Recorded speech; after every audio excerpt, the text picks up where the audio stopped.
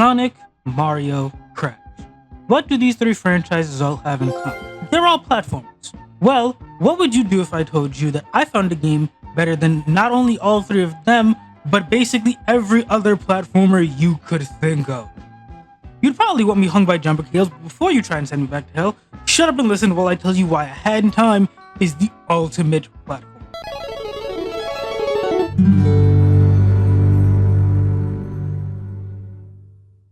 A Hat in Time is a game released in 2017 developed by Gears for Breakfast. In the game you play as Hat Kid, an alien girl on her way home when she's interrupted by a mafia member knocking on her window, who then proceeds to break said window after being denied entry to her ship, causing both her and all of the timepieces in her vault to go flying down onto the planet below, and she lands in Mafia Town, where she eventually runs into a red-headed girl named Mustache Girl, who agrees to show her where the timepieces are in exchange for assistance in taking down the Mafia. After taking down the Mafia boss and retrieving the timepiece, Mustache Girl drops it, causing time to rewind, and upon learning that the timepieces can alter time, she wants to become a time-traveling crime fighter with Hat Kid, but Hat Kid rejects the idea as messing with time is dangerous. This causes Mustache Girl to get angry with Hat Kid, ending their friendship, and she declares she's going to find all the timepieces herself. From here, Hat Kid goes off to find the rest of the timepieces alone, traveling around the planet and coming across various people along the way. A duo of birds who are both out to become star movie directors who make use of the timepieces, as well as both making Hat Kid the star actress in their movies, a soul-snatching entity who steals Hat Kid's soul in the village of goat people, and collecting the various timepieces along the way. However, while she's at the goat village, Mustache Girl breaks into her ship and opens the vault she keeps her timepieces in, messing with them and the world as a whole, turning it into a volcanic castle wasteland where she reigns supreme. When Hat Kid finds out, she goes to the castle and finds Mustache Girl sat upon a throne of timepieces and is abusing their power, acting almost as a dictator for who is good and evil. When Hat Kid tries to take the timepieces back, Mustache Girl attacks her. However, she's supported by all the people of the planet, which causes Mustache Girl to be spiraling out of control in her anger, abusing her powers even further. However, with the support of the people of the planet, Hat Kid is eventually able to stop Mustache Girl and take all the timepieces back, setting everything back to normal and before preparing to head off. The people Hat Kid helped along with her journey, those being DJ Grooves, the conductor, Snatcher, and Chef Cat, all try to stop her from leaving. However, she uses a broom to knock them off her ship. Checking here, she flies away to continue her trip back home, thus ending the game.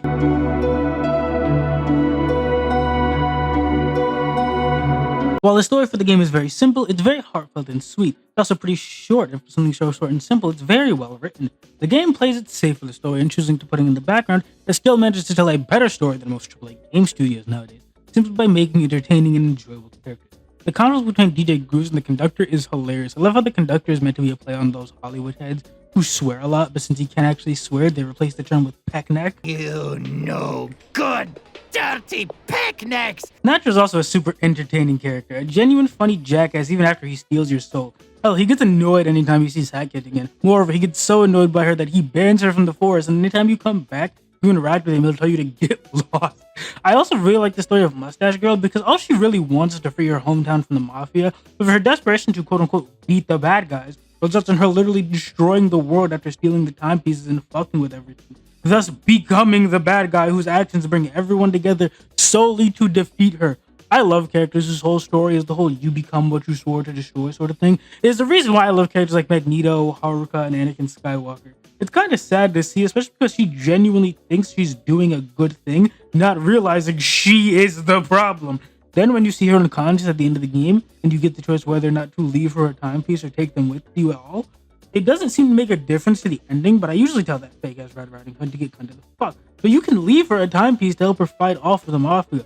There's also an alternate ending if you choose to leave when she tells you to get lost instead of attacking her. The game will constantly ask you if you're sure, and if you do leave the castle, you get a cute little cutscene of Hat Kid running away in fear before the other characters push her to get back up and fight. It's adorable, even with no dialogue.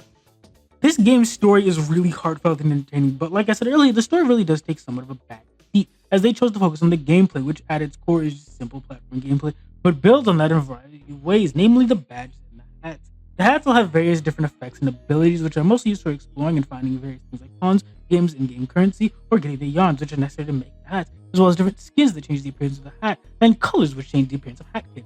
Meanwhile, the badges all give you different abilities you can use. While at first you only have one slot to the badge shop guy, you can unlock 2 more slots for a total of 3. And with a variety of badges in the game, there's a lot of mixing and matching you can do. There's a charge attack badge that lets you charge a beam attack, a chain hook badge for grappling switches and swinging off, which can be good for platforming, a camera badge for taking pictures, a badge that shortens the hat cooldown ability, a badge that makes it so you don't bonk anymore, and so much more. There's a couple badges with filters that turn the screen red and black, making it look like a Virtual Boy game, or one that turns the screen to look more like a GB game. It's amazing. I love how you can make use of them at basically any time, and the game gives you all the freedom in the world. Most of them are unlocked from the badge seller, but others like the hookshot badge are obtained by completing levels, which are also just really good. The level design for this game is phenomenal, with every single level of the game connecting, whether it be items or so on, often making use of whatever you gain from the specific area or areas you've been to, with the levels being effectively built around said tools, be it a hat or a badge. Like most of the levels of Chapter 4 of the game, Alpine Skyline, are built around the hookshot badge, which you have to use to get from place to place to begin with, or the Dweller Mask, which the fourth section, Twilight Bell, is entirely built around, making it use of it to open paths and platform around, both of which are obtained in Subcon 4, the game's third chapter. The hookshot badge is also an integral item for Train Rush, one of the missions of Chapter 2, which you actually can't complete without, but the game will give you a chance to do so, but warn you that you're missing a key item. It's also in the Alpine Skyline where you get the Yarn for the Time Style hat, which is necessary to beat Mission 5 of the Chapter 1 area, Mafia Town. Now, you don't actually need to beat every mission and complete all the missions to each chapter to get to the end of the game in Chapter 5, Time's End, which unlocks after only obtaining 25 timepieces, which can be obtained pretty quickly just by getting the mandatory one, and occasionally doing risks. Chapter 5 is actually one of the coolest chapters in the game, as it brings together everything you've made a use of up to that point in the game. It actually feels like a pretty solid challenge. It really does feel like the finale of the game. Circling back to rifts for a sec, there are two types of rifts in the game, purple rifts and blue rifts. Blue rifts are smaller, shorter levels which contain various little platforming challenges, often themed around the area that they're found in, whereas purple rifts are a bigger series of levels based around the specific area of that chapter, containing hidden storybook pages that actually tell different parts of the story and include a lot of lore in them, such as learning how Mafia and the Mafia boss came to find the island which they turned to Mafia Town, or Snatcher and Queen Vanessa, the main enemy from one of the missions of Chapter 3, came to be. And their whole story actually kind of makes me sad, because Queen Vanessa only became the monster you see her as in the game, because when she was a princess, she believed her boyfriend at the time of Prince was cheating on her, because one day she saw him in town and he was holding the hand of another woman. She was consumed with anger and grief, thus becoming a monster, and when the prince tried to console her, he had him locked away, whereas his own sadness eventually became the sarcastic, smart-ass Snatcher. The truth is, in reality, he was shaking her hand and thanking her for helping him find flowers that he had intended to give to her that day. You actually see him with the flowers that he got from her, but she only saw him holding her hand from a distance, so to her, it looked like he was happily holding another woman's hand. He had cheated on her, but in reality, he was just thanking the woman for her help. It was all just one big misunderstanding. Mustache Girls is also kind of sad, since if you have the Seal the Deal DLC, you can get the Times End Purple Rift. You can get her storybook, which tells the story of how the Mafia came to her town and took over from her perspective, and how she came to be the person we see her as in-game. You can actually find the very cave she used to hide out in-game. It's still a fuck her, though. She broke into my ship, stole my shit, started messing with time, and then got mad at me because I told her no, because messing with time is dangerous. Dumb little brat, hoping those Mafia men drop-kick you. Anyways... Every rift gives you a timepiece at the end, so just doing some of those alongside the story missions can get you Chapter 5 unlocked extremely quickly. The rifts themselves can actually be pretty tricky to find for some of them, as you're never given the exact route to it. Just a picture of the rift and its immediate surrounding area, which serves as a hint to its location. But like one of the Subcon Forest rifts is a bitch to find because it's a bit out of the way, but for the most part, they're very easy to find. The game also has a couple of DLC, which add new chapters and more levels. Chapter 6, Seal the Deal, takes place on a ship manned by Captain Walrus and his crew of SEALs, and is a short 3-mission campaign. But then Chapter 7, Yakuza Metro, takes place in a subway station where you deal with a group of Yakuza, and plays more like Alpine Skyline, being an open and explorable area with sections, each of their own set time rift for you to complete, rather than a mission-based area like most of the game. There's also Death Wish, a series of challenge missions by Snatcher where you deal with harder versions of missions in the base game, each with their own little sub-requirements for you to complete, with Death Wish having a set of community-made rifts, which is actually pretty challenging. It's a fun mode with a couple collectibles for you as well, but nothing mandatory.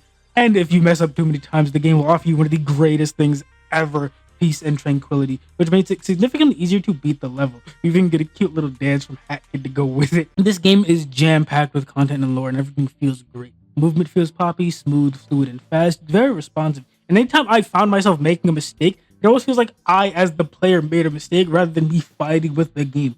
Everything in this game feels built around Hat Kid and the way she moves and all of your movement abilities, which can be tweaked with the badge, and it makes moving around the game so much fun. I also love the art for this game. It's got so much style to it. Every mission starts with a little cover card, and they're amazing to look at. Every single artwork for this game is great. The artists in this game did amazing. The colors are very fitting for the piece. The expressions are beautiful. It just overall looks very well put together. Even the storybooks look great and super well drawn. Even the sad ones. They look like literal children's storybooks. It's great. Another thing that I think this game does well is the music. The music for this game was generally some of the dopest I've ever heard. All of it being very stylized and fitting for the areas in question. Take a listen to some of it for me, will you?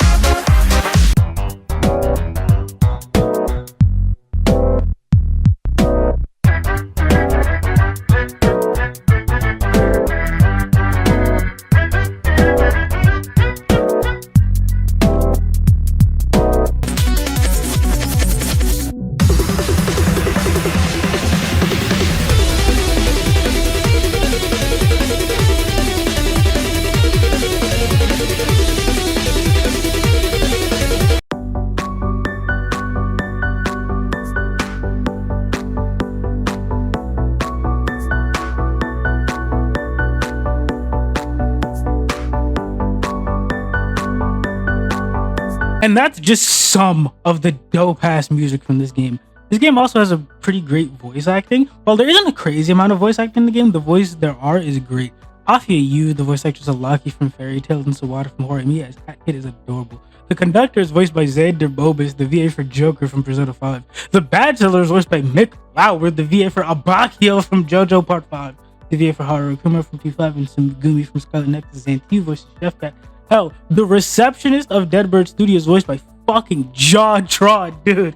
Every voice of the characters in this game fits very well, and I didn't even know some of these voice actors were for the game or in the game until I started digging for this video. Shout out to all of them. Anyways, with all that being said, I can't think of anything else to talk about with regards to this game, but I hope you understand why I genuinely think this game is amazing. It's cute as hell with colorful art, beautiful sound design, wonderful music, great voice acting, more than anything, some of the greatest platforming gameplay I've ever played. Punchy, fluid, fast, and incredibly reactive with very well-crafted level designs that offer a decent challenge. No matter how many times I played, it always offers a decent challenge. It's also incredibly customizable with various colors for hat data and skins for the hats, and it's also incredibly fun multiplayer with great DLC that adds some solid new story stuff and some new amazing levels. This game is genuinely amazing, and everything about this game is dope. It is genuinely the closest I've ever seen a game get to being flat out perfect. You want to know what would be really perfect though? If you leave a like, comment, and subscribe if you enjoyed the video. If you didn't, you tell me how much I suck is both the YouTuber and the VTuber in a comment section down below. Peace out and enjoy yourself, everybody. If I could figure out how to turn myself to normal, that would be even more perfect. Oh, they calling you sped, sick in the head, well baby I'm sped too. I've been labeled as problematic, few schools lose, they was calling me special. As a kid they gon' say I was sick, now they call me a genius when I make their head move. So baby if you on the spectrum, tell me what you tryna do. And I told her I don't discriminate, I love a neurodivergent. Don't care if it's ADHD or the